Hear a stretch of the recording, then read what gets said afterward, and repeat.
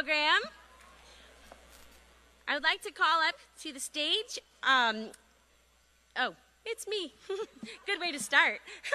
Would you stand and join me in an opening prayer? Thank the Lord for this day.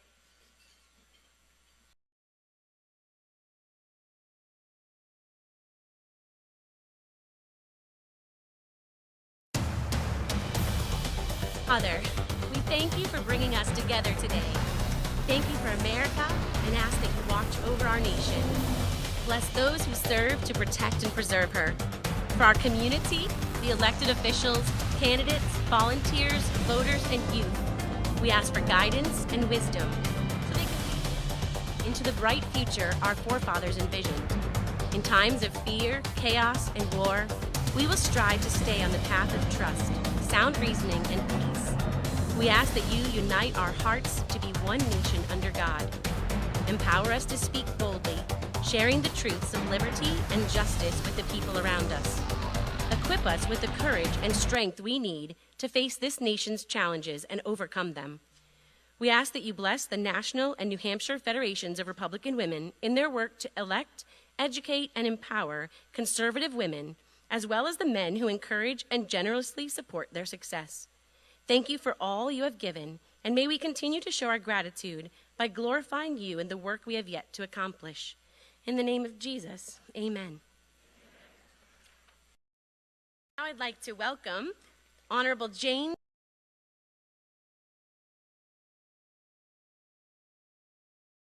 Johnson to lead us in the pledge, so don't sit down just yet.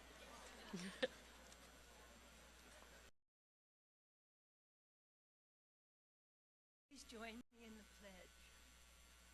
Allegiance to the flag of the United States of America and to the republic for which it stands, one nation, under God, indivisible, with liberty and justice for all. Thank you. Please remain standing just a little bit longer. And join me in welcoming a local music student from Manchester, Jordan Steiger, who will lead us in the national anthem.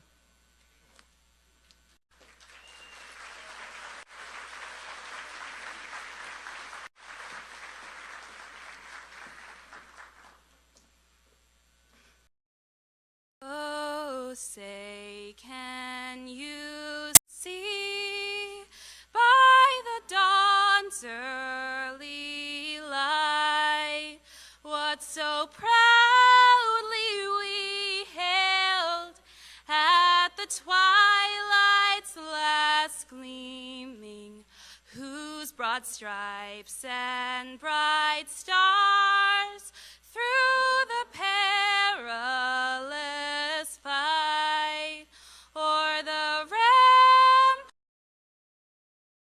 ramparts we watched were so gallantly streaming, and the rockets' red glare, the bombs bursting in air, gave proof through the night that our flag was still there. Oh, say does that star-spangled banner yet wave o'er the land of the free and the home of the brave?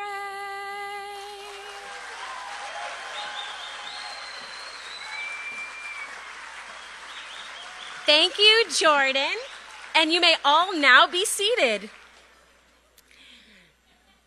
At this time, I would like for Jane Lane, one of our directors, to come and recognize some of our Federation dignities that are here today.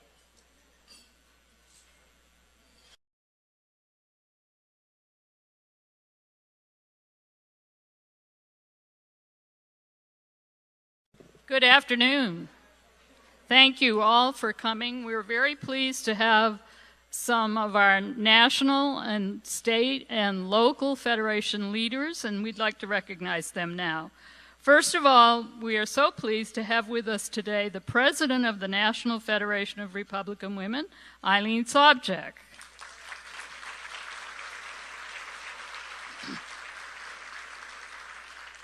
We also have a sister state president from the state of Minnesota, the president of the Minnesota Federation of Republican Women, Vicki Folish.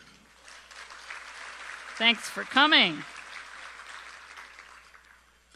Also from the National Federation of Republican Women Political Director, Terry Hauser.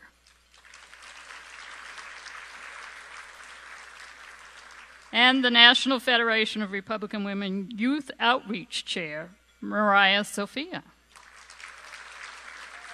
Thank you, ladies.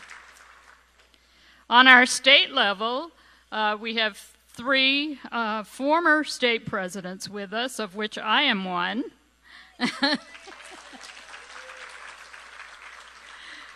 Also, Representative Janine Nodder is a former state president.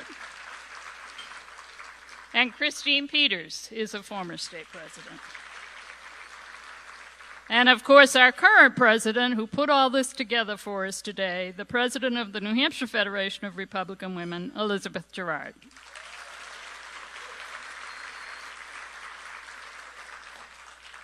Several of our local club presidents are with us. The president of my own club, the Cheshire Republican Women's Club, is Jane Johnson. Yay, Jane. The president of the Nashua Area Republican Women's Club, Kimberly Allen.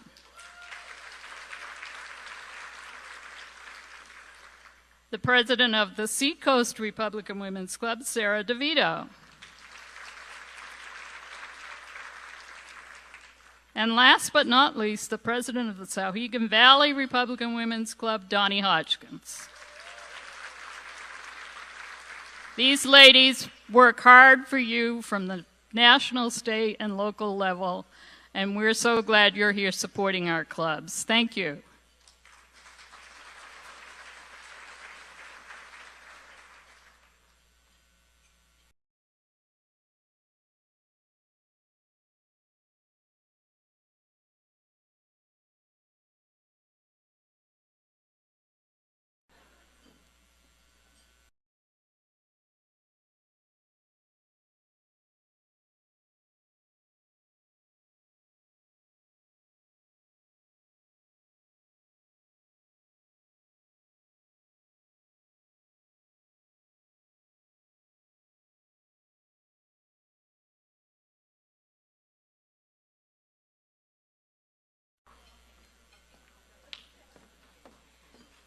At this time, I'd like to recognize Janine Nodder to give us a list of the state dignitaries with us today.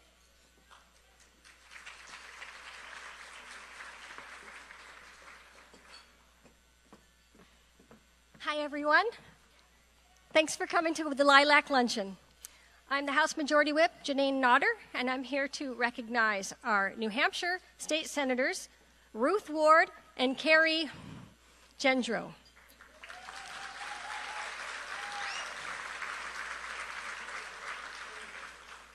Other state dignitaries include Senator Chuck Morse, Mayor George Hansel, Executive Counselor Joe Kenny, Hillsborough County Attorney John Coughlin, and New Hampshire Commissioner of Education Frank Edelblue.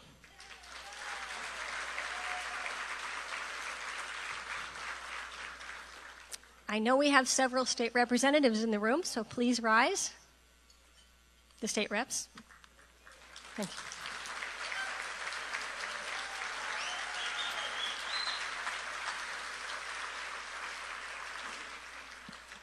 And any other elected officials, if you're in the room, please stand so you can also be recognized.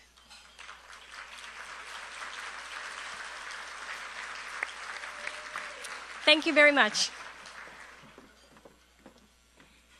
And next, we have our National Committee woman, Juliana Bergeron, and she's going to recognize the, the party dignitaries. It's crazy. I hope it's right. I think next time we do this, we should put all the names of people who need to be recognized into a bingo game, and some table could win their dinner. Anyway, I am here to recognize the state party dignitaries, starting with New Hampshire Chairman Chris Ager.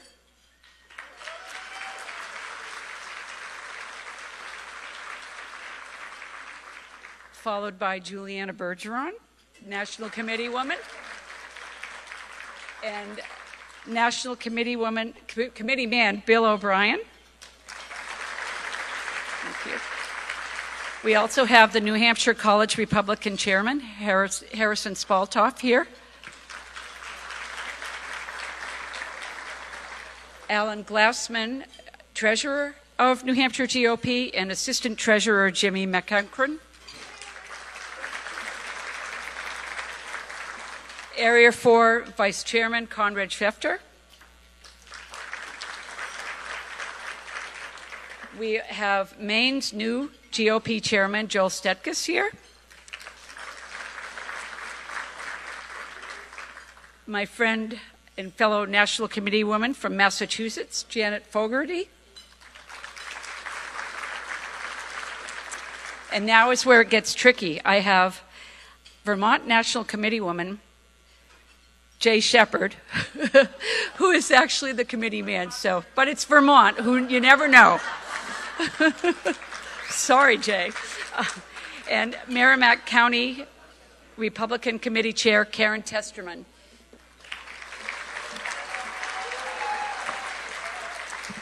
So those are the dignitaries. I just want to take a moment to talk to you about the RNC, who has laid the groundwork for a win in 2024, back in 2022 with our largest election integrity program ever.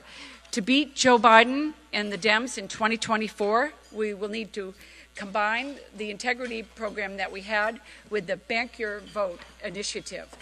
The goal of the Bank Your Vote initiative is to encourage, educate, and activate Republican voters on where, when, and how to cast their ballot early. We need to close the pre-election voting gap that we have with the Democrats. And in New Hampshire, the only way we can help do that is by getting people to sign up for absentee ballots. I'm asking you to participate in this effort. Go to bankyourvote.com for more information or give me a call, and we will win in 2024. Thank you. Next up, to welcome you to the City of Concord is Concord City Committee Chair Andrew Georgievitz.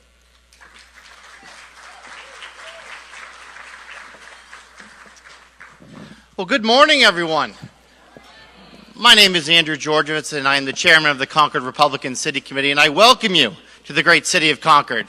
It is a true honor to stand before you today in a room in Concord full of this many Republicans.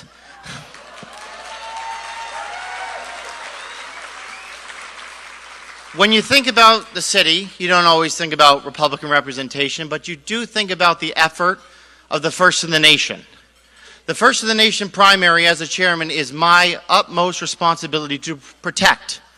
Whatever candidate comes to our state, we do our best to host and treat them with dignity and respect because they're putting their name on the ballot. So take the time to come to events after events after events and listen to every single candidate at least 4 times. But back to the city of Concord. It has been my privilege for the past decade to serve as the chairman, and it is my honor to be here before you today to be at the famous, infamously famous, Lilac Luncheon. Thank you all. Congratulations, ladies.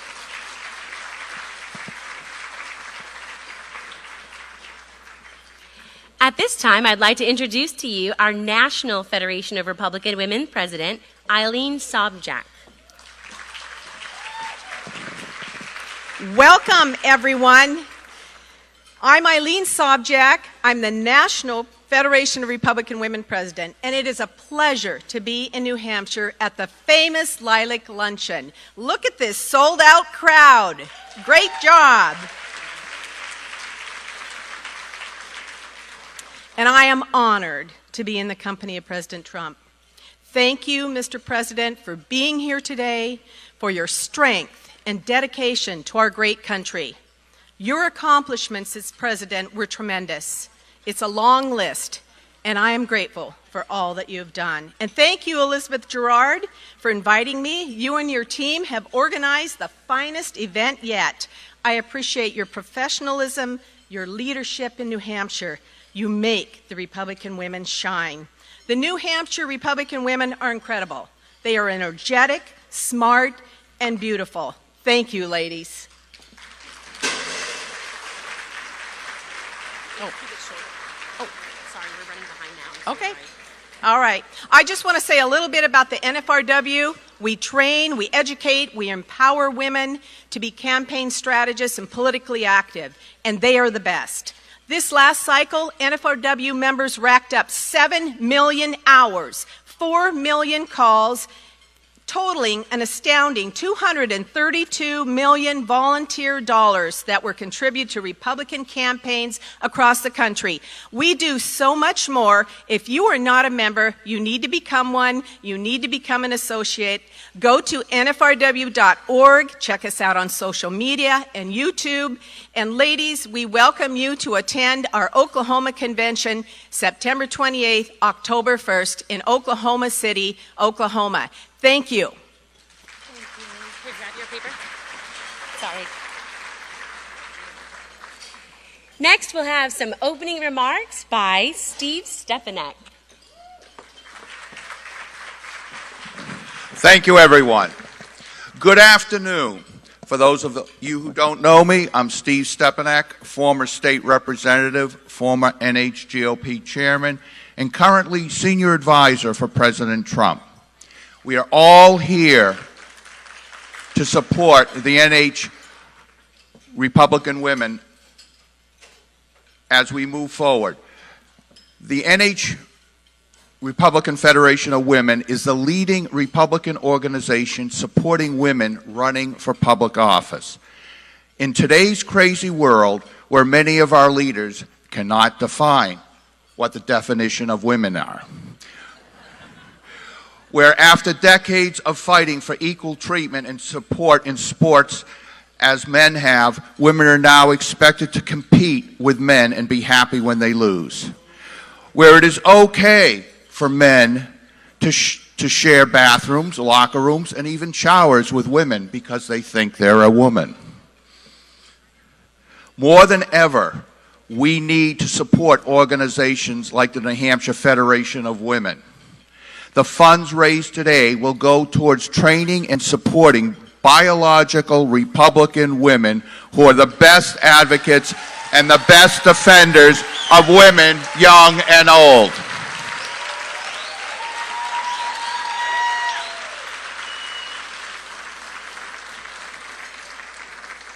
On a more personal note, I am happy and proud to say that not only is my wife Ellen here, but my 96-year-old mother-in-law, Edith Kennedy, is here as well. Edith grew up in a Democratic Union town of Cohoes, New York, just north of Albany. Back in 2016, she proudly went into the Cohoes City Hall and changed her party affiliation from Democrat to Republican, and has supported Donald Trump ever since.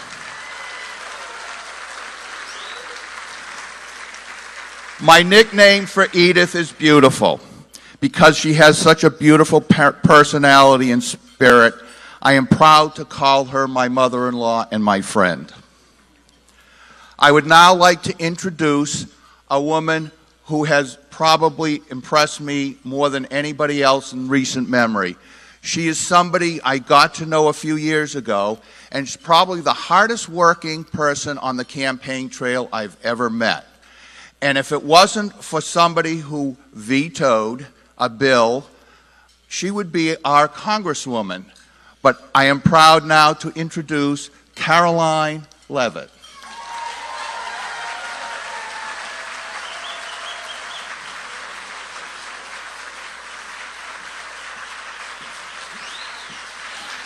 Hello, everybody. How are we today? Thank you so much for the warm welcome. Pleasure to be here in my great home state with each and every one of you. Big thank you to Elizabeth and the wonderful ladies at the New Hampshire Federation of Republican Women, which really does uplift and invest and empower women like myself who step forward to put our names on a ballot. So thank you very much for a fantastic lunch today. And it is an honor to be here to welcome my former boss, our former president, and our future president of the United States, Donald J. Trump.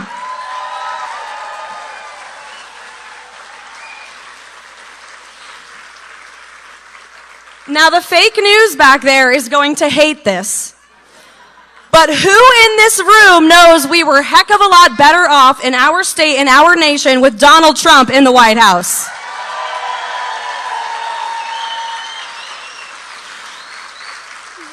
They can't wrap their heads around why we support him, but we support him because we currently have the most incompetent, corrupt, and senile commander-in-chief this nation has ever had in sleepy Joe Biden. And we know we cannot afford 4 more years of this Biden regime. Joe Biden spent a decades-long career in public service and became a multi-millionaire by ripping off and selling out we the people, while Donald Trump spent a career as a billionaire businessman and gave it all up to fight for we the people. And that's the difference.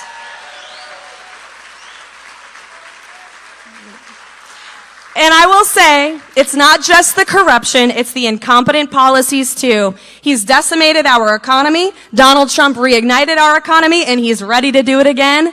Joe Biden opened our border to illegal aliens and illegal Chinese fentanyl that is killing our fellow Granite Staters at record rates. Donald Trump is going to secure that border, implore the largest mass deportation operation in American history, and finish building that wall.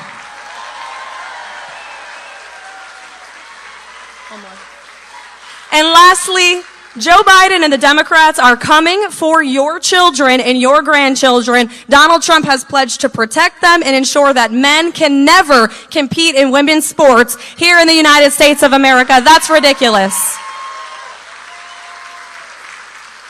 Don't listen to the media back there or the billion-dollar war machine or the establishment chattering class in D.C. Donald Trump is the only candidate in this race with the record of achievements, the vision for the future, and the fortitude to stand up to the swamp. And we will send him back to the White House for another 4 years. Thank you. We love you. God bless you.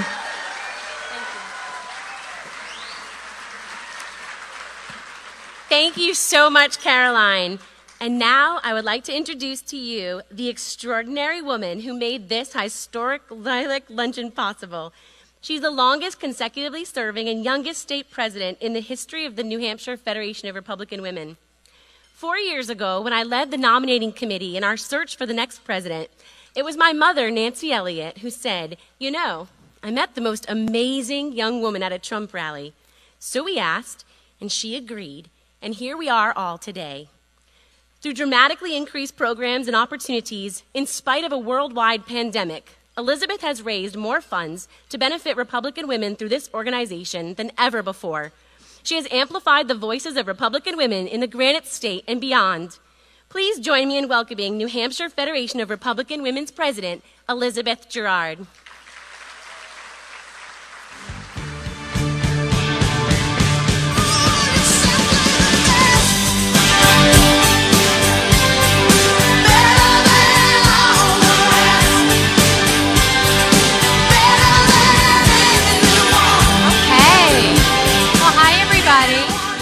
Good afternoon and welcome to the 76th Annual Historic Lilac Luncheon. I want to thank you all so much for joining us today. As Christine mentioned, this is our most successful Lilac Luncheon to date.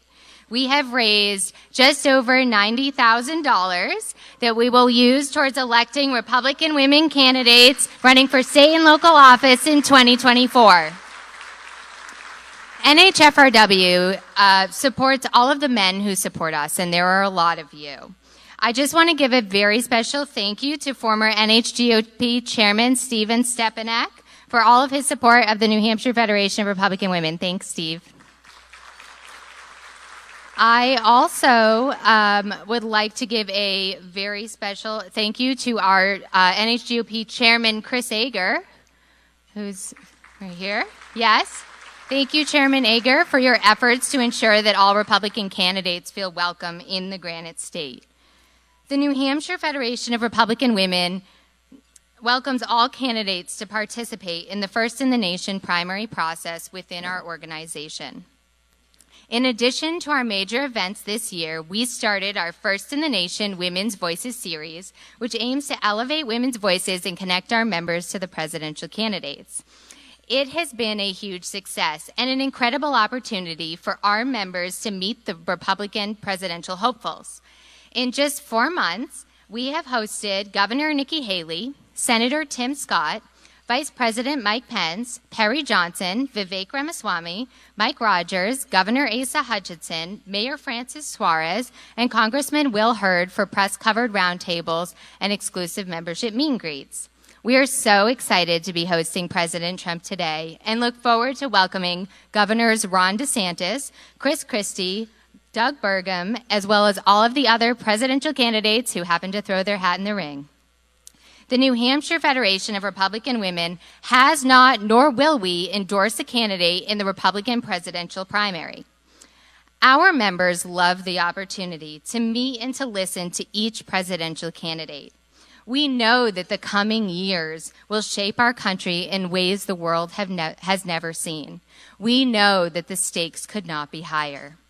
The New Hampshire Federation of Republican Women are leading the way for conservatives across the Granite State and redefining the Republican Party.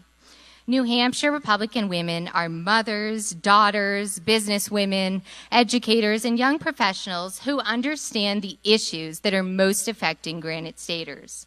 Whether it be the economy, mandates, parental rights, or any other issue, Republican women in New Hampshire are outspoken leaders, fearless voices, and active change makers. New Hampshire Republican women think for ourselves, speak for ourselves, and stand up for what's right, no matter how difficult that may be, and even when we have to stand alone. And let me tell you, you won't find a stronger sisterhood than these ladies. So many of the women in this room know what I mean when I say we often get asked the question, how can we, as women, be Republicans?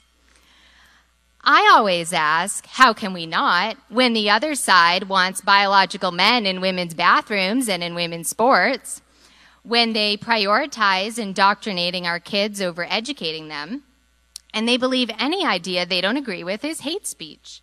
For whatever reason, they can't seem to find a way to have a civil conversation with a conservative, especially a conservative woman. It is so obvious that the Republican Party is the party of women because the Republican Party treats women as the leaders we are and not the victims the left wants us to be. The Republican Party values women and the contributions we make to our country. And by the way, the Republican Party doesn't want to replace us or our achievements with that of biological men. Believe me, I know it's not always easy to speak up as a Republican woman for fear of being shut down, canceled, or ridiculed, but it's really important that we do speak up, especially since the left will do everything in their power to silence us. We've worked hard as women to get where we are today. It was the Republican Party that fought for the women's right to vote, and it is the Republican Party that will once again now and for generations to come stand by women. We so often hear the phrase, we need to focus on women's issues. Now, I don't know what women's issues are. Just to be completely clear, women care just as much about the economy and national security as we do about the issues of life, family, and education. All issues are women's issues. What we don't care about is the ever-changing issue of the day that the left wants us to get worked up about. Every day, there's some new woke idea that Democrats invent and Americans are expected to adapt. And if you don't accept it, you're labeled intolerant. Just when you think they can't get any crazier, they just keep going. I mean, you couldn't make this stuff up if you tried. If you had said, a few years ago that the government would be attempting to ban gas stoves or penalize borrowers with good credit by making them pay the highest rates, or that concerned parents speaking up at school board meetings would be considered unhinged, people would have said, no, that's crazy. But we're here. We're at crazy. And we're the ones who have to do something about it. There is nobody left. We need to get everybody to go out and vote Republican. Freedom in this country is under assault by the left. While the Democrats seek to destroy the family unit and come for our privacy and our Second Amendment rights, the Republican Party will stand firm in its defense of American values. The Republican Party will be on the right side of history. We in this room are all so involved that we sometimes forget the majority of people don't follow politics like we do. It's imperative that we talk to those friends, neighbors, and family members who may not have voted with us in the past. There are people in all of our lives who may not realize that their values are actually Republican values. There are so many discouraged and dissatisfied voters out there. Let them know that if they're frustrated with inflation, the border crisis, the national debt, what's happening in our schools, then they need to go out and they need to vote Republican with us. Our organization exists to make sure women's voices are heard. And while we don't always agree on everything, we understand that we can have different opinions and still have a civil discussion. This is a free country, and we're American citizens. We can disagree about something and still reach a solution. That is the beauty of being an American. We can, however, all agree on one thing. The Democrats are destroying our country, and we need change. When we disagree with the other side or don't buy into the issue of the moment, we're accused of being intolerant or stuck in the past. The left claims to be the party of tolerance, inclusion, and compassion, unless, of course, you don't agree with their agenda. Knowing full well that the facts are on our side, the left name calls, threatens, and cancels because they can't do anything else. Freedom of thought and freedom of speech are frightening to the Democrats. That's why they label anything they don't agree with as disinformation. So please keep speaking up. Speak up whenever you have the opportunity. Speak up because the future of our country depends on you speaking up. I know each and every one of you in this room will continue to work hard to ensure the future of our country, and the New Hampshire Federation of Republican Women will always support your efforts. We hear you. We stand with you, and together our voices are unstoppable. No matter what the left does, and no matter what anyone does, we will keep speaking up for what's right for New Hampshire and our nation, because we're Republican women, and that's what we do. Now, there's someone here today who epitomizes the courage to speak up in the face of adversity.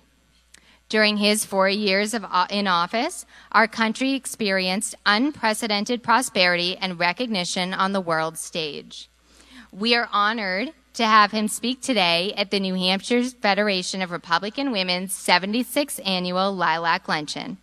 Now get those American flags out, and please join me in welcoming our special guest, the 45th President of the United States and presidential candidate, Donald J. Trump.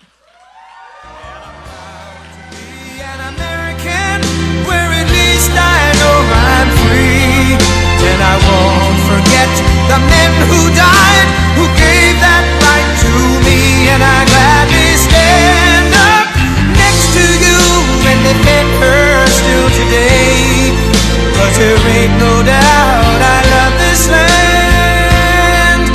God bless the USA.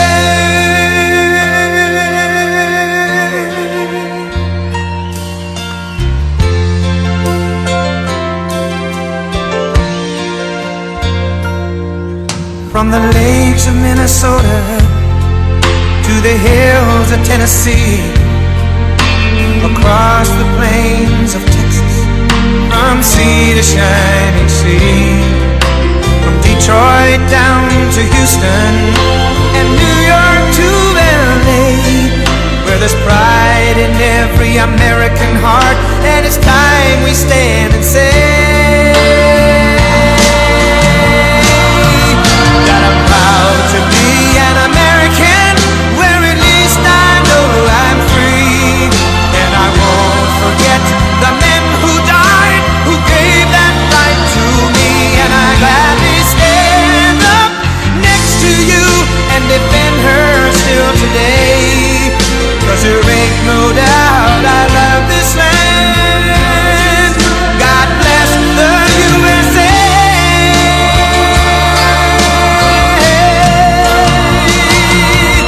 And I'm proud to be an American, where at least I know I'm free, and I won't forget the men who died, who gave that right to me, and I gladly stand up next to you and defend her still today, 'cause there ain't no doubt I love this land.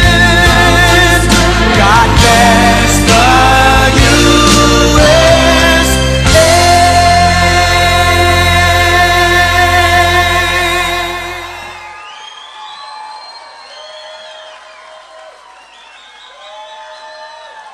Thank you very much. Thank you.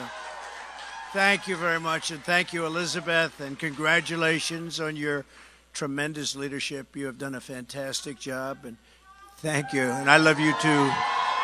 Thank you very much. And thanks as well to all of the Republican women of the great state of New Hampshire. What a great state. You put your heart and soul into fighting for our party and for our country, and it's a true honor, and it really is a great privilege and honor to address the legendary Lilac Luncheon at your largest event ever. I hear this is the largest one, and none of the candidates that follow me will top it. I'm pretty sure about that. Elizabeth didn't want to say, but the other ones don't do too well. This one did very well. I'm sure she'll be thrilled with that statement. I also want to recognize National Federation of Republican Women President Eileen Sobczak. Eileen, thank you very much. Where are you, Eileen? Thank you very much. Great job. New Hampshire House Majority Whip Janine Notter. Thank you, Janine. Great job. Thank you. Great job. State Senators Ruth Ward and Kerry Jondro. Thank you. Thank you very much. Former Senator Chuck Morse. Where's Chuck? Good man. Good man. Great guy. I wish I endorsed you. He says me too. He's a good man. Another good man. Former U.S. Senator Bob Smith. Bob, thank you very much. And Mrs. Smith. More importantly, Mrs. Smith. Thank you very much. Thank you, Bob. Speaker of the New Hampshire House, Sherm Packard. Sherm. Thank you very much. Events Director, Christine Peters. Christine, thank you very much. Great job. My New Hampshire Senior Advisor, but really like my boss in New Hampshire, Steve Stepanek. Steve, thank you very much. And the chair of our Manchester City campaign, Chrissy Cantor and Caroline Levitt. Caroline and Chrissy, thank you both very much. Great. Two dynamos. Thank you very much. Great job. And a very special thanks to the great supporter and whose endorsement I'm very, very proud to have today. I just got to say hello to her again, Augusta Petrone. Where is Augusta? Thank you very much, Augusta. I love that name.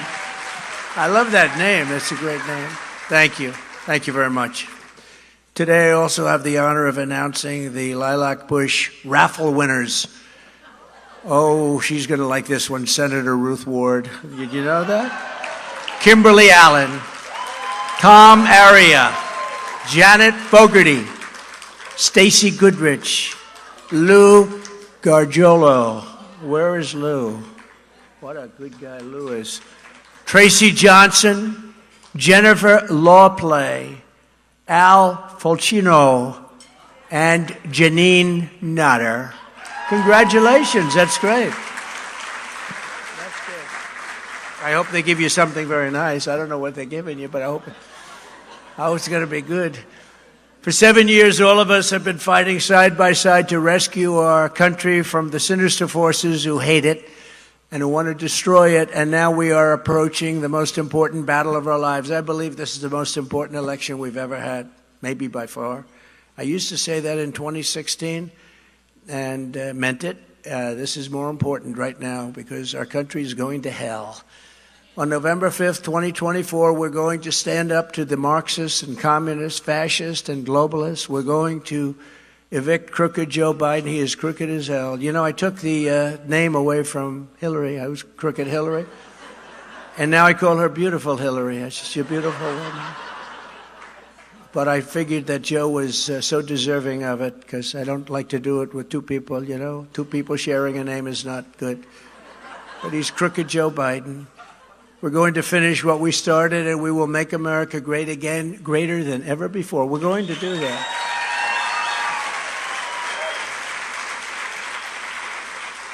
All of us here today are on a mission to liberate our nation from a corrupt Washington swamp that's destroying America for their own power. That's what they want, I guess, power and profit and personal gain.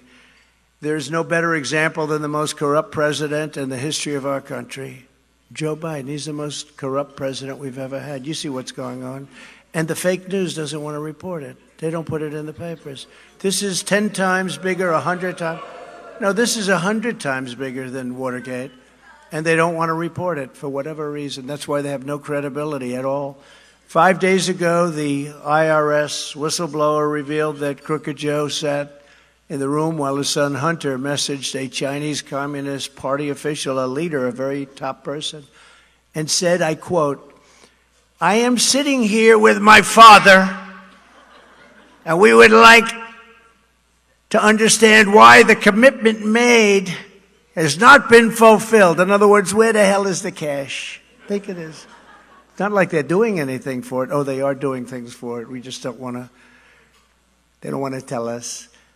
Tell the director that I would like to resolve this right now before it gets out of hand, and now means tonight. I never knew he was that tough. And if I get a call or text from anyone involved in this other than you, Zhang, or the chairman, that's pretty high up, I will make certain that between the man sitting next to me, my father, and every person he knows, you will regret not following my direction. I'm sitting here waiting for the call with my father. I mean, what the hell is going on? And the fake news doesn't want to talk about it.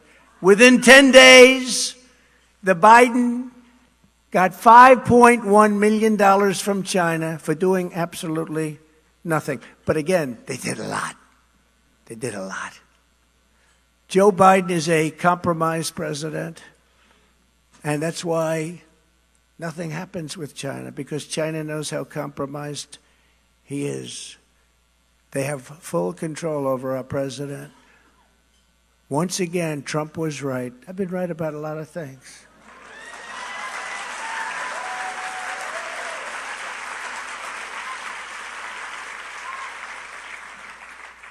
Given the millions of dollars his family has received, it's no wonder Biden doesn't seem to mind that China has opened military installations. This is not even believable. In Cuba, 90 miles off our coast. Think of this. China is now building military installations in Cuba, and Biden doesn't want to talk about it. When I get back in, I will inform China that they have 48 hours to get any military and spy equipment the hell out of Cuba. Or there will be taxes and tariffs placed on their billions and billions of dollars of things that they send into us like they've never seen before. You know, I took in hundreds of billions of dollars from China. No other president took in 10 cents. Biden wants to do nothing. The reason he wants to do nothing is because he can't. He can't. He's totally compromised. He's owned by China. Biden is owned by China. Think of it. We have a president, and that's just one of the five. That's 5.1 million, but there's many more from many different countries. Remember during the debate where I said, why did the mayor of Moscow's wife give you $3.5 million? And he couldn't answer the question. And then Chris, do you remember Chris Wallace? He wants to be his father, but he had no talent. Remember Chris Wallace? He always wanted to be Mike Wallace, but he had no talent, you know. Mike Wallace was his father. Mike Wallace was great. Mike Wallace did me on 60 Minutes. That was when it really meant something. Mike Wallace was great, but Chris said, you shouldn't be asking him a question. I said, why? He said, well, that's not pertinent to the debate. I said, I think it is. The mayor of Moscow's wife handed them a check for $3.5 million. What's it for? And Biden was so happy that he was saved from having to answer that because there was no explanation for it, and there still isn't. No, people don't even talk about that one anymore, but you can add that to the long list. You can't drain the swamp if you're part of the swamp, and Joe Biden and other opponents, many of them are owned, controlled, they're bought, and they're paid for 100%. They're controlled. Our country is controlled by other countries. Right now, the lobbyists and special interests are pouring hundreds and hundreds of millions of dollars into futile attempts to stop our movement. They are fighting me. They even tried to have me arrested. I'm a candidate. I said, wait a minute, I'm a candidate. You're arresting a candidate? Yeah, because you're leading. That's why we're arresting. If you were losing or if you weren't a candidate, we'd have no problem. But they don't like it when we're leading, and we're leading by a lot. Because they know that I'm the only candidate.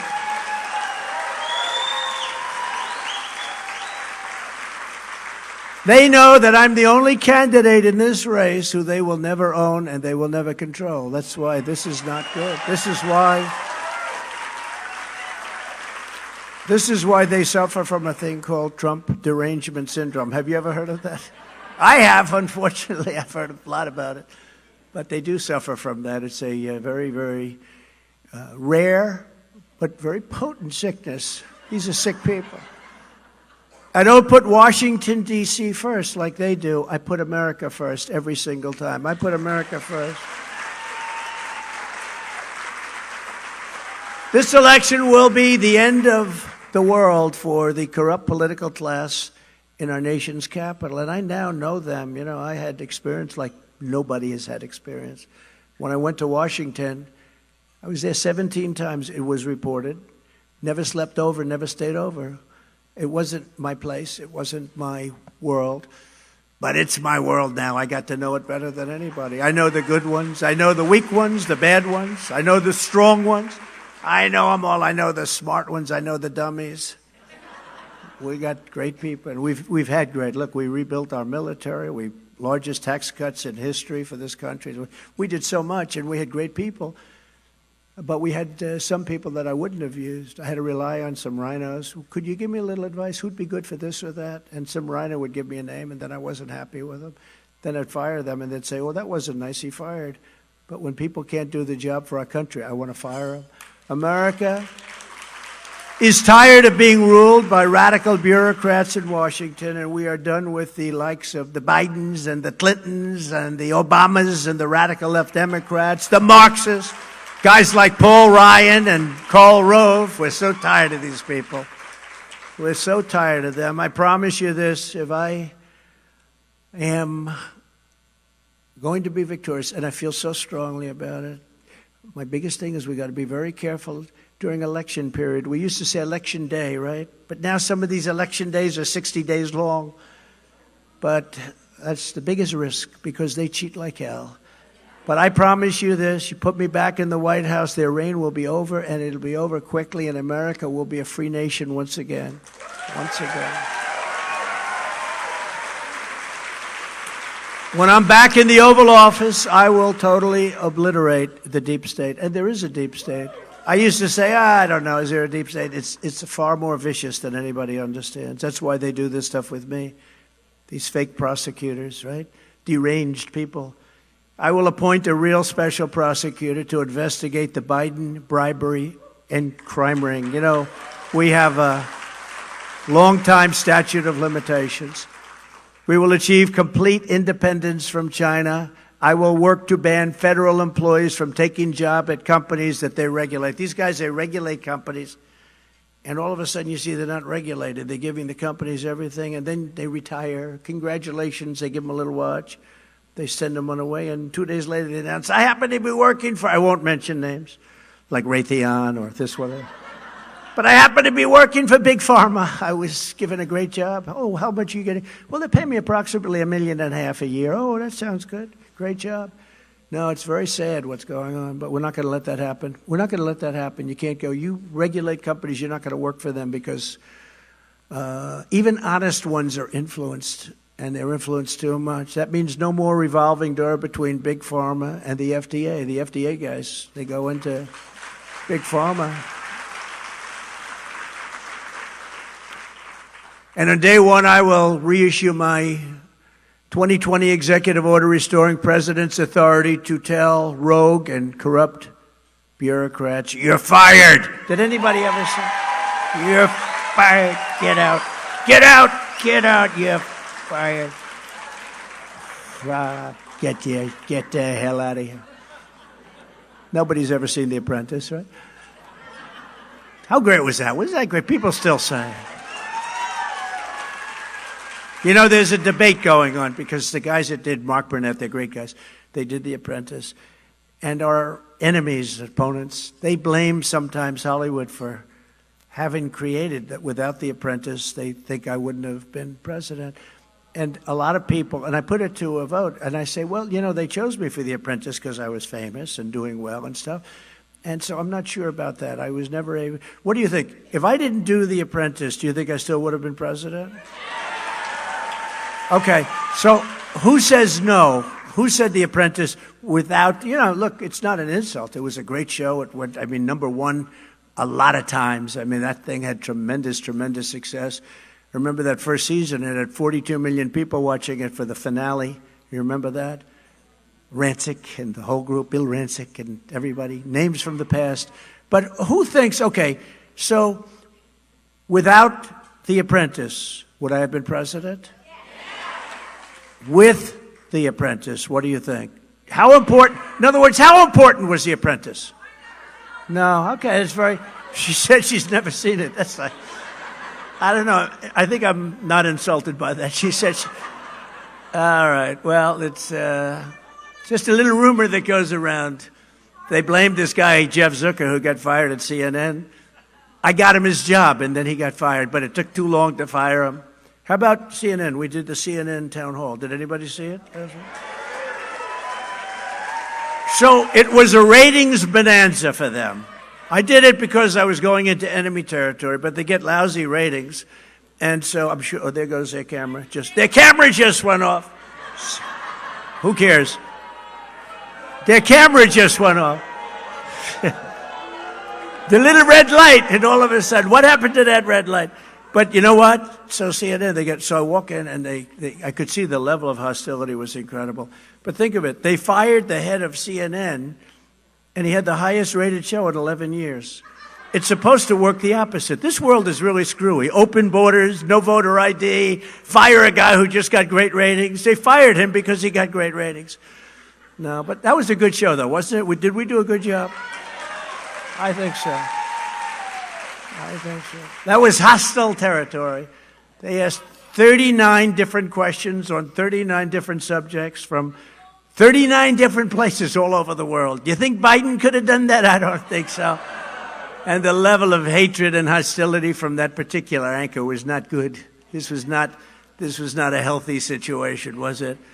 Today I'm proposing another new policy that will help us drain the swamp to stop Biden's wasteful spending and crippling inflation. I will fight to restore the president's historic impoundment power. A lot of you don't know what that is. For 200 years, the president had the right to block unneeded spending and return the funds directly to the Treasury. They stopped that. Congress unconstitutionally probably attacked the impoundment power in 1974, but it will come back. We're going to bring it back, and we will squeeze the bloated federal bureaucracy, and we'll, instead of just having to just spend it, we're going to reduce our debt. We would have reduced our debt with the oil. You know, we were doing so well with oil. We're energy independent. We're going to reduce your taxes further, and we're going to pay down debt. We're going to become bigger, much bigger than Saudi Arabia. We're going to become bigger than Saudi Arabia and Russia combined. We're going to reduce the hell out of the debt and reduce your taxes further. You already got the biggest tax cut in history, bigger than the Reagan tax cut. But the most important step in truly draining the swamp is to end the weaponization of the Justice Department and the abuse of law enforcement, to stop political dissent. As you know, 2 weeks ago, crooked Joe Biden ordered his top political opponent arrested. Oh, who is that opponent? Oh, it's me. Oh, fool. Right in the middle of a presidential campaign that his opponent is winning by a lot. Think of this one. This wasn't in the book. This wasn't in the playbook. But because the public is really smart, my numbers went up. I got 2 of them. And then they put their top guy, into the New York DA's office. And think of this. They took a person from Washington, federal, and they put him into a local office to see whether or not they could indict me, and that's another fake indictment. And my numbers went up there too. But can you imagine? So Garland's top guy was let go and put into that office to make sure everything worked out well. Do you think I have a nice life? Is this fun? I had such an easy life before this crap. But we're going to make our country so great, it's going to be worth it, because this stuff doesn't hold up, and people know it. There could be others coming, like for a perfect phone call. Numbers will keep going up. I don't think a thing like that's ever happened before. And this has never happened before. Weaponization like this never happened before. This is the continuation of the greatest witch hunt of all time. That's all it is. And its primary purpose is election interference, and we're not going to let this election be stolen from us. This is a form of rigging the election. Because they rigged the presidential election in 2020, and we're not going to allow them to rig the presidential election of 2024.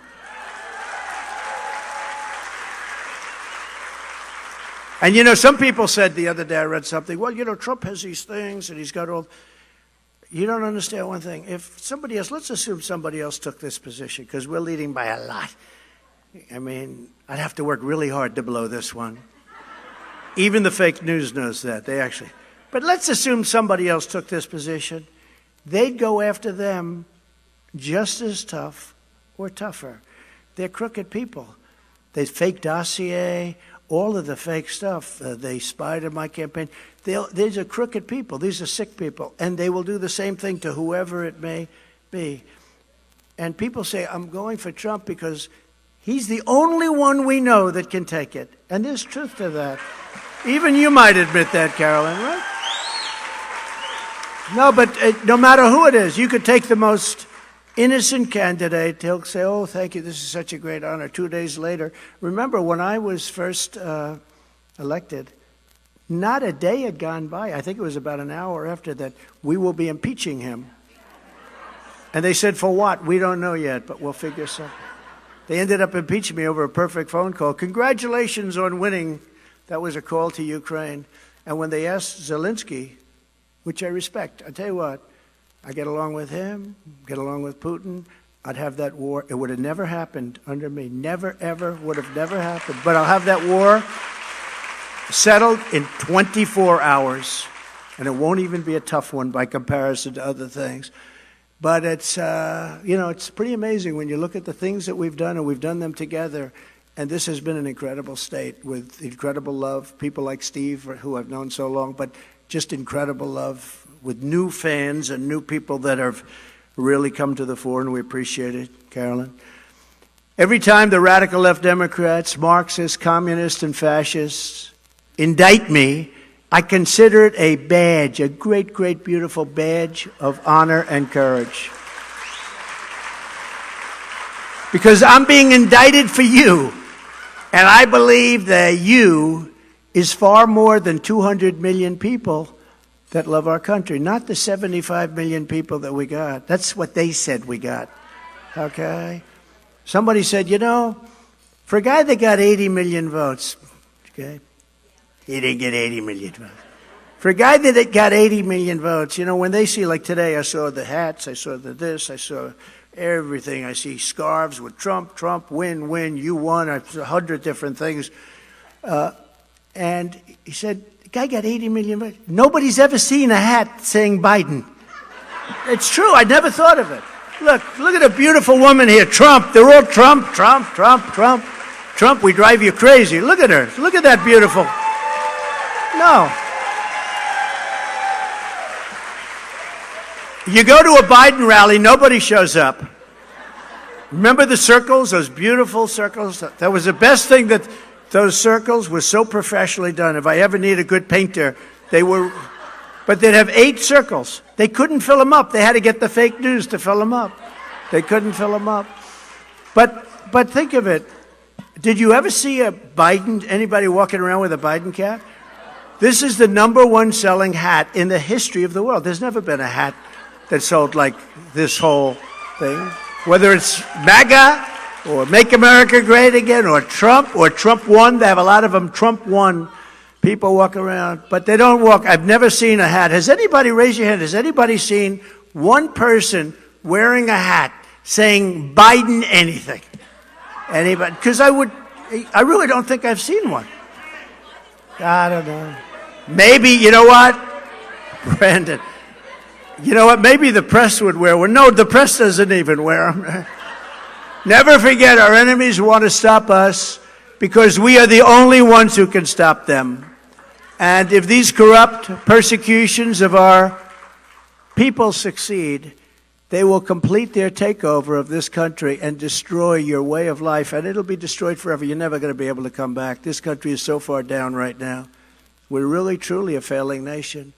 They want to take away my freedom because I will never let them take away your freedom. And they want to silence me. True. They want to silence me because I will not let them silence you. That's what's happening here. It's an amazing thing, and it's a great honor for me. I have to be honest, it's a great honor. And when I see those poll numbers like I saw today, Morning Consult just came out with a great one. Anselm just came out with a great one.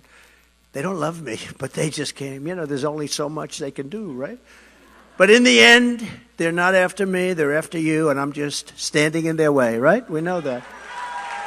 It's no wonder the swamp is getting truly desperate as they see us leading with these kind of margins that very few people have ever seen before. The new Morning Consult poll, just out like literally 20 minutes before I came up, 57% for President Trump, to sanctimonious at 19%. He's heading. Question is, when will he go to third place? Somebody said, how come you only attack him? I said, because he's in second place. Well, why don't you attack others? Because they're not in second place. But soon, I don't think he'll be in second place, so I'll be attacking somebody else. Like we're intelligent people. Let's attack the one in second. We don't have to attack the one in third, Steve, right? Steve told me that. Don't attack third, fourth, fifth, or sixth. Worry about 2. As they keep coming up to 2, we keep sending them back to the dry cleaners, right? In last week's Big Village poll, we lead the field by 41 points, with us at 56 and DeSantis at 15, and Nikki Haley at 4, and Tim Scott, who happens to be a very nice guy, actually, at 3%, and Mike Pence at 2%.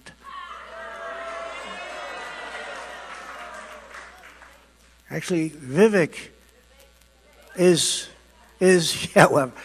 Ramaswamy is leading most of our candidates. And you know why? Because he says Trump is one of the greatest presidents in the history of our country. And I said, I like that guy. I like him. I said, are you sure he's running against me? That's a pretty severe statement, but he's very good. He's actually a pretty good guy. In a recent CBS poll, we have 61% of the Republican primary vote. Think of that. In the Harvard-Harris poll that just came out, we have a 25-point increase from January. 25 points, not percentage, points. That's big.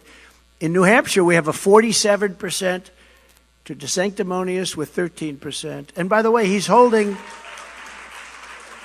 He's holding an event right now, which is considered not nice, because candidates go through. It's not really nice, but he's holding an event right now to compete with us. There's only one problem. Nobody showed up.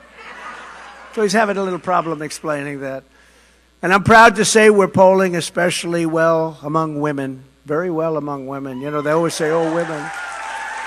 Women. How are you doing with women?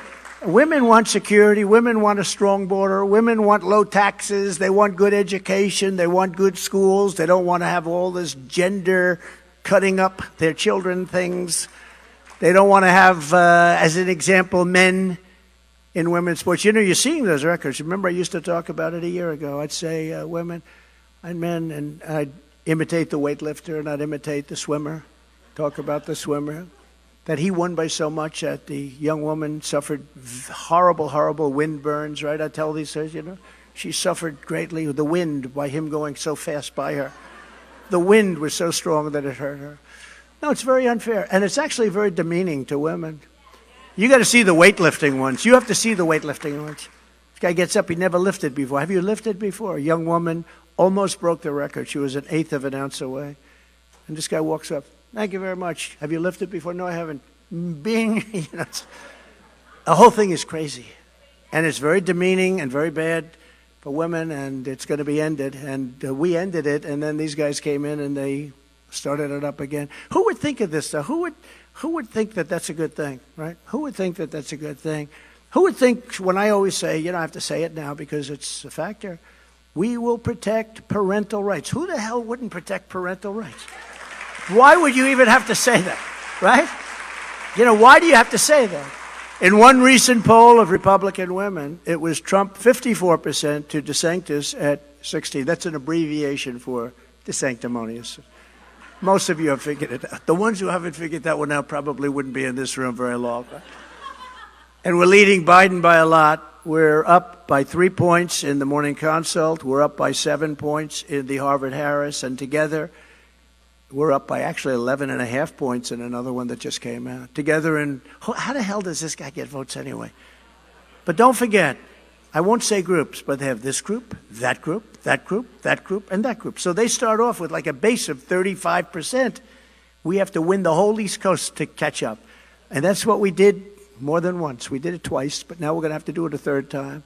Together in 4 incredible years under our administration, we delivered the largest tax cuts and regulatory cuts in history. And the regulatory cuts were more important than the tax cuts. A lot of you wouldn't know that, only the people with businesses, but that's what created this incredible job situation that we had.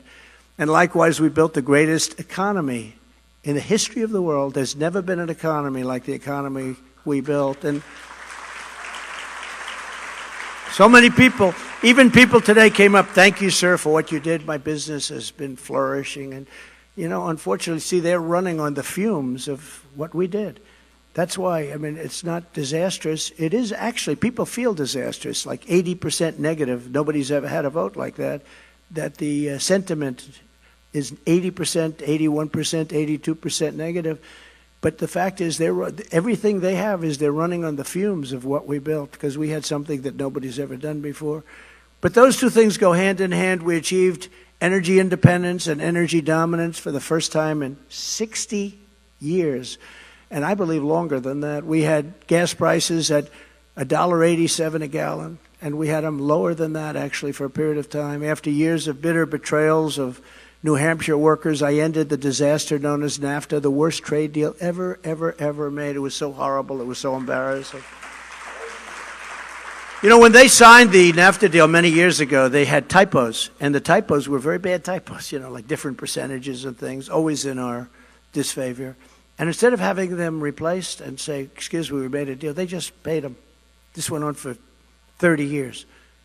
They could have fixed them, but they didn't bother. They had actually typos, or however you might call it, where like 12% is 14% or 16. Probably weren't typos. They were put by the other side, but our people didn't know what the hell they were doing.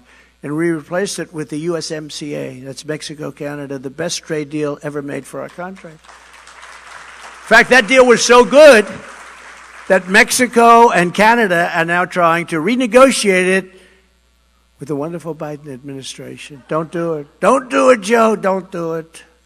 How much money did Canada and Mexico give to Joe? Because that's the way you'll determine whether or not he's going to make a change. Has Hunter gone to Mexico recently? Has he gone to Canada? I stood up to China like no administration has ever done before, bringing in hundreds of billions of dollars pouring into our treasury from China when no other president brought in anything. They never even talked about the subject. I alerted people to the dangers of China. Before me, nobody knew China was doing numbers on us. They took out so much money. What they were doing to us was terrible. Ron DeSantis opposed my China tariffs very strongly. And very simply, he sided with the communists in China as I fought for the workers of America. He fought very hard. He fought a lot of things, you know. We have clips of him. We'll use them at the appropriate time. But we have clips of Ron where he had a closed state. We will close our state. He was closed. Now he says, oh, we're so open. He wasn't open. There were some governors like Henry McMaster, because I didn't make anybody close. It was a federalist program. The Democrats all closed. Some governors closed. Some governors closed for a short time. Georgia was closed a little bit for a short time. They did a very good job. If you look at South Dakota, Christie did a very good job. She was open. She kept it open. And some others, they did a very good job. But Ron was actually strongly closed. Remember, he closed the beaches, closed the highways. He didn't want anybody on those highways. Remember, those highways were closed. We want everybody locked in. He would make very threatening speeches. You know, I think he's a tough guy. And but then all of a sudden he's campaigning, I didn't close. And the media, the fake news goes with him. Well, you know, he kept it. He didn't do that. And he loved Fauci. You know, he loved Fauci at the beginning. He thought he was great. He says, I have statements about him with Fauci that are just like, frankly, devastating. He liked them a hell of a lot more than I did. And when China targeted our farmers and lobstermen, I gave them $28 billion straight out of the tariffs that China was paying. And Ron DeSantis totally opposed it, but we overrode his opposition. I mean, so, you know, your lobstermen and all, and Maine especially. I mean, it's, anybody from Maine here? Maine? Oh, what? Like, it's not that many, but you know what I'm saying. I opened it up. I opened that up, and it's amazing. I made a deal with the European Union to eliminate tariffs on American lobster, the first EU tariff reduction of any product in over 28 years. I also opened up 5,000 square miles of ocean that your favorite president, other than me, Barack Hussein Obama, had closed to New England fishermen. We created the most secure border in U.S. history. We had the strongest border. Think of it. 3 years ago, we had the strongest border in history. By the way, when I say three, you know, I used to say two, and I used to say one. Now I say three. We're almost there. That means we're almost there, right? Hey, we're almost there. We're very close. 6 months, a little more than 6 months, we're going to have our first primaries. And I kept you in that number one spot, Iowa, New Hampshire. We kept it the way it's been for a long time. A lot of people fought me on that. I said, nope, we're keeping New Hampshire right where it is. That's where you want to be. I would have had a hard time with Steve if I did. Steve would have said, sir, I like you very much, but I'm resigning. But he didn't have to worry about that, right, Steve? We took care of it. But we kept you right where you were, and a lot of people Republicans wanted to change. The Democrats did change. Built nearly 500 miles of border wall, got Mexico to give us 28,000 soldiers free of charge. I said to him, if you charge us for the soldiers, I'm going to charge you tariffs on all the cars that you're sending in, and we're going to make a very substantial profit. Negotiated remain in Mexico. We wanted people to remain in Mexico, not remain in the United States until we approved them. And many of them couldn't be approved because they were prisoners, they were convicts, they were people from mental institutions. Implemented rapid deportations with Title 42 and terminated the ridiculous catch and release program. That was where you catch somebody and then you release them into our country. I mean, you're caught. Okay, let me have your name. So they give the name. My name is Juan Gonzalez. Hello, Juan. Good. Okay. Any criminal records? Oh, you've been very bad. Okay. Juan, thank you very much. Would you please report back in 4 years? We have a trial coming up for you all. Thank you very much. Enjoy your life, because you never see them. They're gone. They never come back. 1% of the people come back, and those are the people that aren't too smart, okay? We appointed nearly 300 federal judges and 3 great Supreme Court justices. Roe v. Wade. Roe v. Wade. Nobody thought that was going to happen. I fully rebuilt the U.S. military, created Space Force, defeated ISIS. We totally defeated ISIS. I was told it couldn't be done. Did it in 4 weeks. And brought our troops back home. We brought them back home. Remember when Hillary was screaming, he will get us into World War III. Because my personality said, no, my personality is going to keep us out of wars. We didn't start any war. I was the first president in decades who didn't start a war. I got us out of the wars. And I imposed a powerful travel ban to keep radical Islamic terrorists and jihadists out of our country. And take a look at those 4 years. You didn't see anything, did you? It's pretty amazing. But all of that was only the beginning, and here is just some of the very bold agenda that I will immediately implement when we, as a group, when we become president of the United States. It's going to be us, because I'm doing it as a group. It's a big group, too. It's a group that's far bigger than the fake news understood. They had no idea. They never saw. When 2016, they said, what the hell is happening here? They saw people coming in with the bandanas that were bright red and the hats and the whole thing, and they said, what is going on? Started with Tennessee. Tennessee was a very early state. The lines were like 4 miles. It has early voting. I'd like to see 1 day voting, by the way, all over. 1 day. 1 day voting, paper ballots, voter ID, no mail-in except for faraway military and people that are truly sick. And you're going to have honest elections again. You'll have honest elections. Before I even arrive at the Oval Office, shortly after I win the presidency, I will have the horrible war between Russia and Ukraine totally settled. If it's not settled, nobody's talking about settlement. They're not even talking about it. People are being killed at a level far greater than they report. You know, when you see those cities being bombed to hell, I mean, they're just being bombed, those massive buildings. They're big buildings coming down. And then they say one person was injured slightly. No, hundreds of people are killed every time. You have hundreds of thousands of people killed. That war is a nasty, horrible war. And they're destroying the country. They're destroying the people. Hundreds of thousands of people. You're going to be seeing a number like so much greater than you have any idea. And for no reason, because I would get that settled. I know both people very well, and I will get that settled in 24 hours. These guys keep saying, oh, that's not possible. It's very possible. In fact, we have done a lot tougher things than that.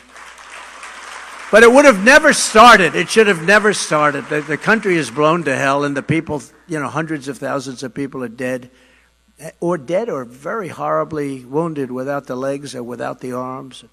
It's a horrible, horrible thing. Literally no hospitals to help them. I'm the only candidate who can make this promise. I will prevent World War III. And we're very close to World War III. We're very close to World War III. I will immediately end Biden's war on American energy, which is the stupidest war. When he got in, he drove the energy prices way up, including your electric bills. Most expensive energy in the entire country is right here. But drove up your energy bills, your gasoline prices. So when you drive it up, that would be a good time to drill, right? No, that's when he decided there won't be any more drilling. We're going all electric, by the way, even though California has blackouts all over. They just announced today another big blackout all over. Now we're going to, on top of everything else, we're going to load up your cars with electric. And you know what? I think electric cars are wonderful. I think they're great. But you know what? Some people don't want them. They want to be able to drive for more than an hour and 12 minutes. They'd like to drive to the country to see mom and dad, but the drive is an hour and a half, and the electric doesn't make it. I thought of this the other day. Nobody told me this. I think of a lot of things. You know the greatest industry in the world to invest in right now? If this happens with electric? The tow truck industry. I said, it's a great time. I think I'll do that. I won't do this. I'm going to go up and buy 2,000 tow trucks. I'm going to make a fortune. You ever see the cars? They're being towed all over the place. After Biden shut down the Keystone XL pipeline, which I approved, and passed a $20 billion tax hike on American energy where they just got rid of all their jobs, gas prices in New Hampshire are up 53% in just a short period of time. Oh, but they're going much higher. And your state has some of the highest electricity costs anywhere in the nation. In fact, parts of your state have the highest cost. I will quickly be able to cut that in half. I'll have it down so fast. I'll get it down very fast. I'll also pass landmark legislation to be known as the Trump Reciprocal Trade Act. If India, China, or any other country hits us with a 100% or a 200% tax or tariff on American-made goods, which they do, we will hit them with that same tariff or tax, exactly the same, right back. It's called reciprocal. It's a reciprocal tax.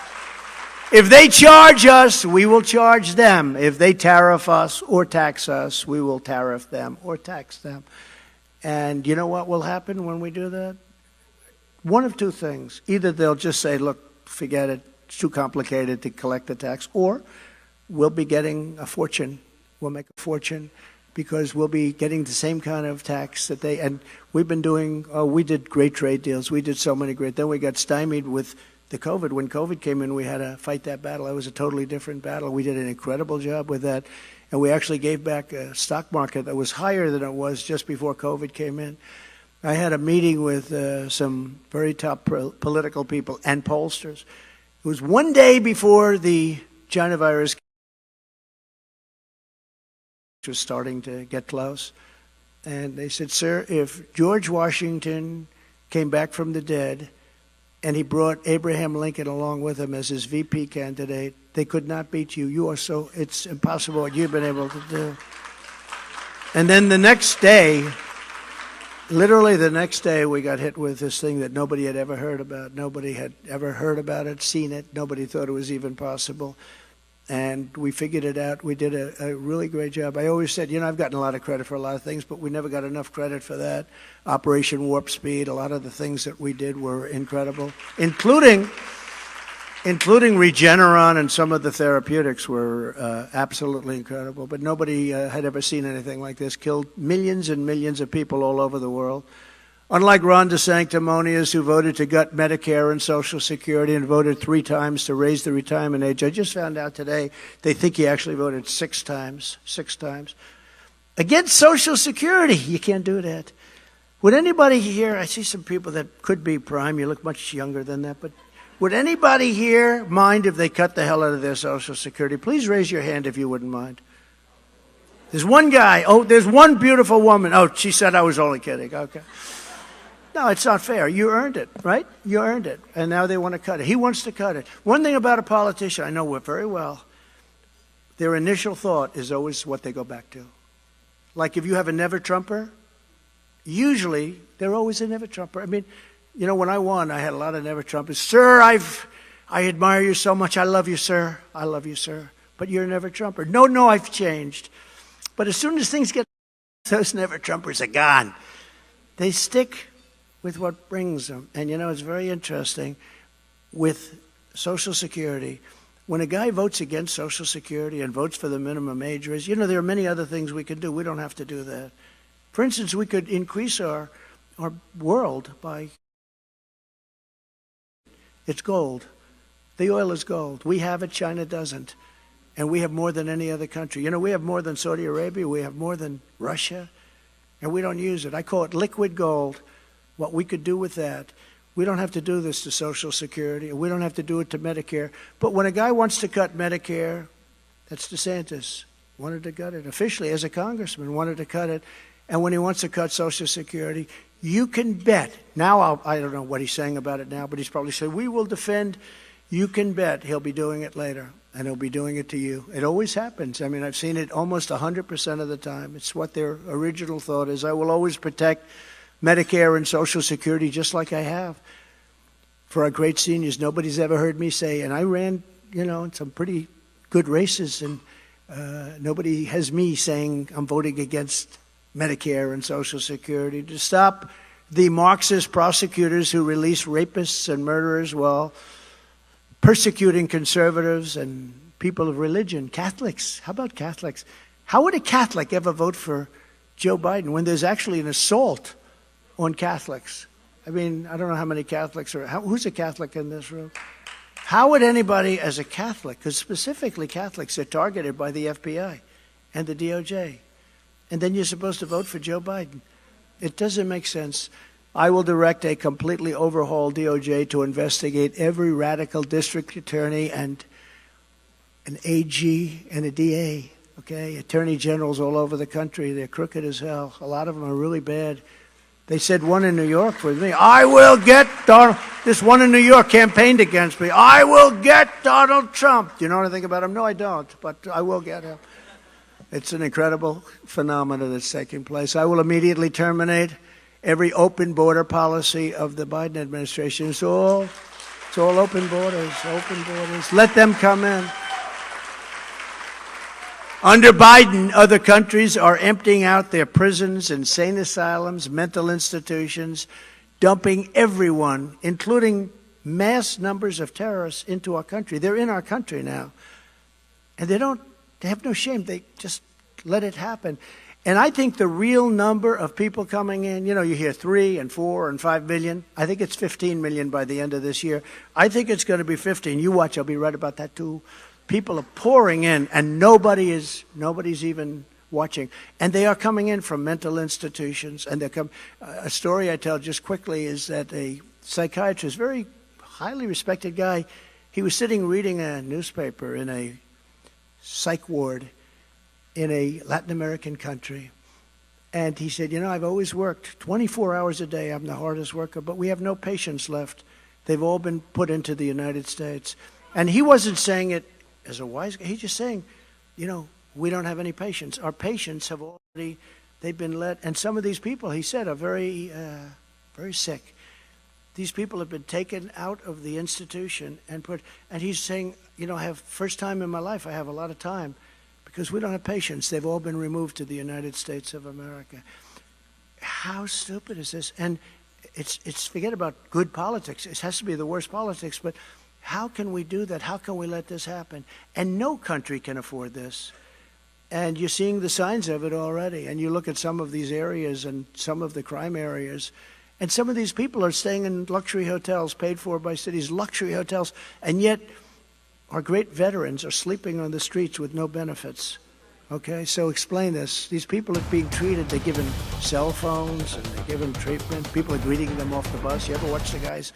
Hello, well. All right, I'd like to thank everybody for coming here today for this press conference. I'm Sheriff Jeff Bailey, Union County Sheriff. I want to give you a few of the facts of what happened at this party we had the other night in Union County, where we had some folks that were injured by gunshot. And then after I give those facts, if you have any questions, I'll be glad to answer them. On 6/24, about 11 a.m., our deputies received a call of it was a noise complaint, and we responded to the call and got there.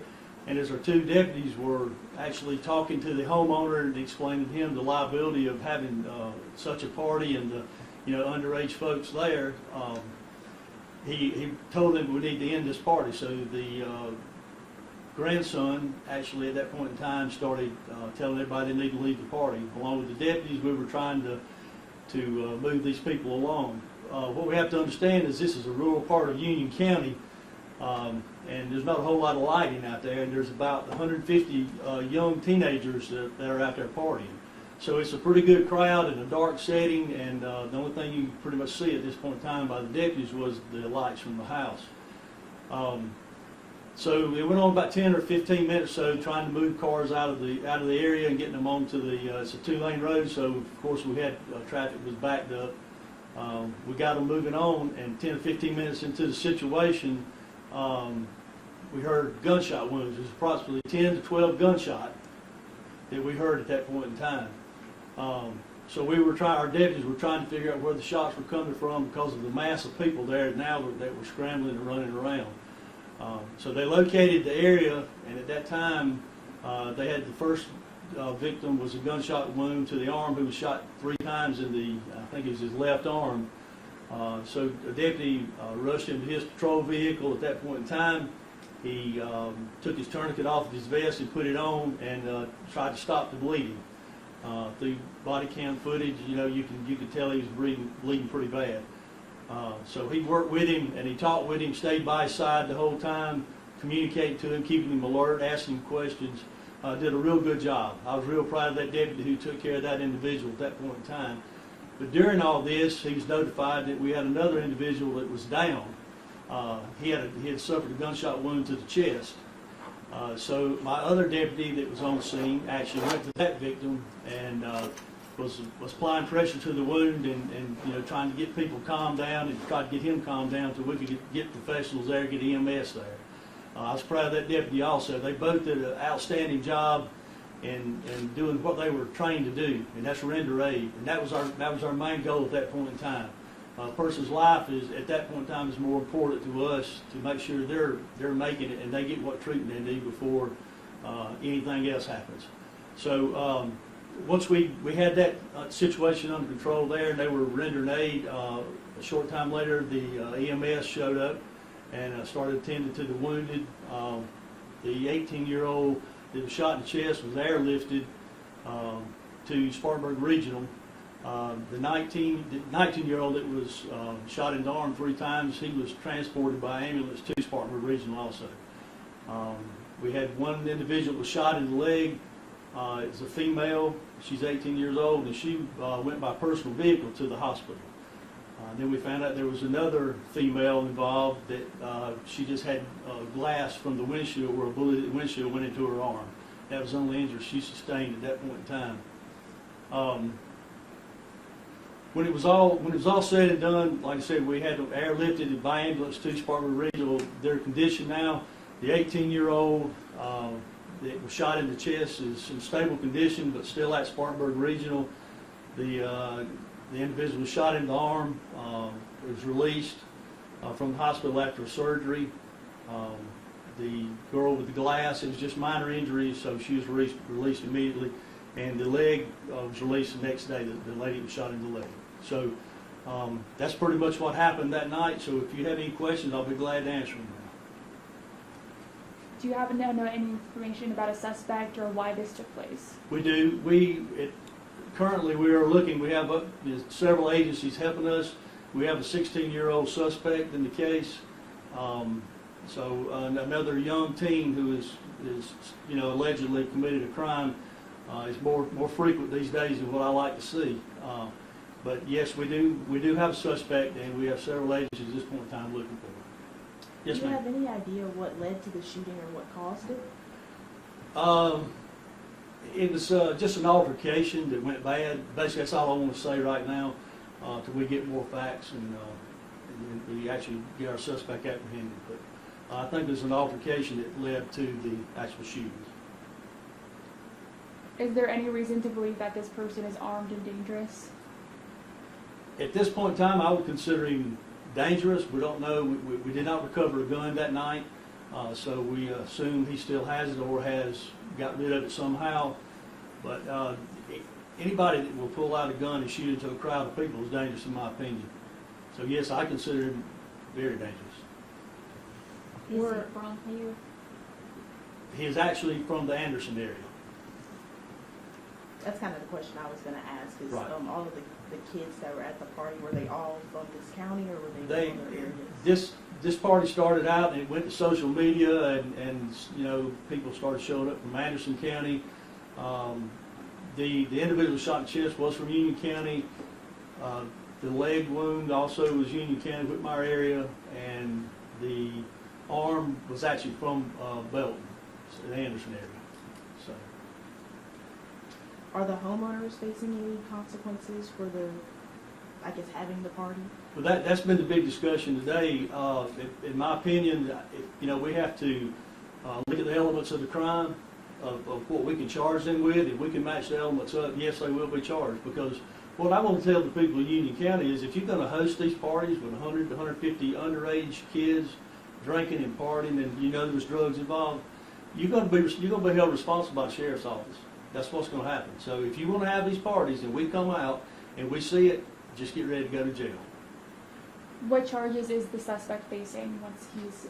The charges is going to be 3 counts of attempted murder, possession of a firearm during the commission of a felony. Is that correct?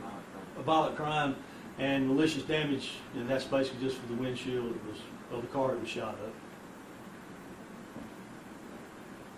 Is he the only? Is that suspect the only one that you're looking at right now?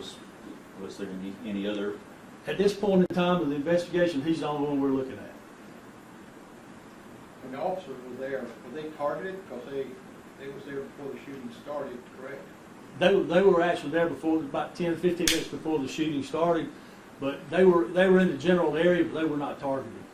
They were not. But it's a bad situation. You can imagine you got 2 guys with 200 people or 150 people in all the cars in darkness, and it's not a good situation. But that's what the officers are trained for. That's what they do, and that's why they're so valuable to our society. Because what they're doing is they're putting their life on the line. They could have easily been them that got shot just in the darkness instead of the other victims. So that's just it's a bad situation. After reviewing some of the body cam footage, can you describe what the scene was like once those shots were fired? It was chaotic. I mean, there were kids running and screaming for help, and that's the sad thing to watch. But we actually, we wanted to help all kids, but you got to tend to the wounded. That was our goal. We had to assess the situation, and we did a great job at doing that and getting to those wounded. So things that happen after you have the wounded there and you're administering aid to them, rendering aid to them, then the kids are just running everywhere. They're just trying to get out there. You hear a lot of loud noises, mufflers, just people's trying to leave and get out of town. That's what they're trying to do. Well, the county acted where these people were having parties with this many people, will they have to get a permit to have a party like this? Because we had a similar situation a few years ago on Highway 18. That's correct. Yeah, we had the Dover Road situation, and I'm not sure how many people were. We had some deceased in that. 2 deceased in that situation, but a lot were shot. I mean, there was a lot of gunfire in that. So, we don't have a noise ordinance in Union County. So, we respond out there and we ask them to cut the music down or whatever. Then we move on, and hopefully they'll do it. But usually we get called back out there. And this has been this situation. We had previous calls to this same location for noise and another party. So, but I want people of the union to know that you're going to be held accountable if you have these parties. And as far as having a permit to congregate like that, I'm not sure if there's anything that's required by that. But it's definitely something we need to look at. Do you believe the suspect was targeting someone to shoot, or was it just more sporadic? I think it was sporadic. I believe it was a confrontation with him and another guy, and it just got out of hand. And why you draw a weapon and start firing in a crowd, it beats me. I don't understand it. But then again, I don't know. It's just I don't really have an answer for it. You had a message for homeowners about hosting these parties. Do you have a message for teens about being involved in this types of situations, or especially with guns? Yeah, well, I mean, if you look at the teens, I mean, their future is bright. They got a lot ahead of them, and it takes approximately a few seconds to get into something you can't get out of. And if you're going to go to these parties, and everybody's been to parties, I'm not that naive. So you go to these parties, but pick the ones you go to. I mean, when you have 150 kids congregating in one area, and you got alcohol and drugs, and I mean, your future's on the line. You might be an outstanding student and get wrapped up in underage drinking or whatever, and I mean, there's a cost. There's a penalty to pay. I know he's a juvenile, but and you're working with some agencies to find him or her. Should people be aware of any descriptions of the suspects, or they should be looking for that person as well? We haven't put anything out right now. Just the guys the agencies that are looking for him. We haven't put anything out, but I'm sure in the near future, if we don't find him soon, we'll have to put something out. By other agencies, are you working with other counties? Right, Anderson County, SLED, and the longer it goes on, there'll be more added to that, I'm sure, to find them.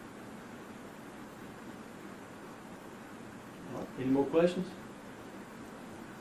All right. Well, I appreciate y'all coming today, and thank y'all. Thank you. Thank you. And we will drain the swamp once and for all.